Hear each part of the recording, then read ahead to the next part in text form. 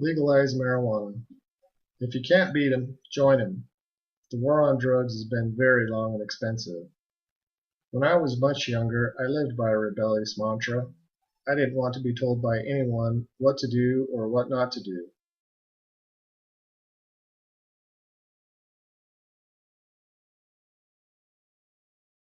I had long hair and a beard and adopted the attitude of pretty much the opposite of mainstream society. This attitude, however, led me to learn about myself and others. That is, we as humans don't like to be controlled. We have a need to decide for ourselves what is good and proper. Today, I want to talk to you about some of the implications of the war against marijuana and try to change public perception so that this kind of prohibition can be changed into something productive instead of just being a big depressing weight on our society. Next, I will address the cost of advertising against marijuana, then who makes money because of the war on drugs, then the amount of people that have been arrested in America, and how many people are in favor of legalizing this drug. Lastly, I'll discuss some of President Obama's views on the subject and how we can go about ending the war on marijuana.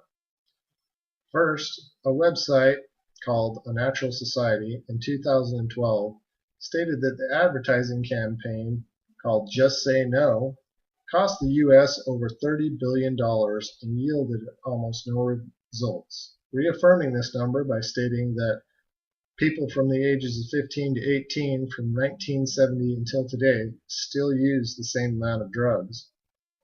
Additionally, in an article written by Richard Branson and sent to CNN, he stated that since 1971, when President Nixon declared the war on drugs, nearly $1 trillion has been spent on this effort. He further stated that what we have to show for it is a larger prison population, less tax dollars, and ultimately that prohibition does not work, just like in the 1920s and the 1930s. Next, the war on drugs is not just an ambiguous attempt of the government to lessen the abuse of the drug. It's also a job for many people. From the website The War on Drugs, I found that the FBI, the DEA, the INS, the Border Patrol, police officers, attorneys, judges, prison wardens, and prison guards are all employed in part due to the war on drugs. I ask you, how much money can our government spend at this time when our national debt is spiraling drastically out of control, currently at $19 trillion and growing exponentially every second, according to the National Debt Clock? Next, on the website Normal, a blog working to reform the laws of marijuana, it states that 20 million people have been arrested for marijuana offenses since 1965. Incarcerating this many people has put a big strain on the prison system and our economy. And on ACLU.org website, I found that over 50% of Americans are in favor of legalizing marijuana. From these numbers, we can ascertain that at least some of the laws should be changed.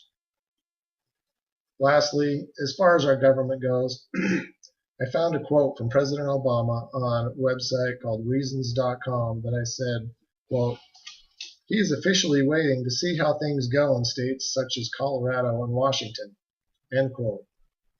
According to this article, our president, it seems, is more influenced to rewrite the laws so that less people will be incarcerated, especially those of ethnic origins. He also says that if enough states legalize it in some form or another, then Congress in turn may change things on a federal level. So how do we stop the futility? Well, according to the War on Drugs website, we'll have to come to grips with the destruction it creates, the cost of it, and basically we have to commit to ending it. To do this, we need to confront those that are in power by writing to your local government, your congressman, and supporting any initiatives that will lead to decriminalizing marijuana.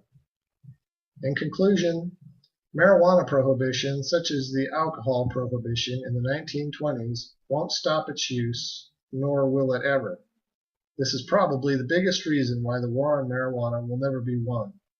Not only will the use of which probably increase, especially among younger people, but it turns otherwise law-abiding citizens into criminals that become a burden on our economy. It also creates a profitable tax-free business opportunity for people that are willing to break the law.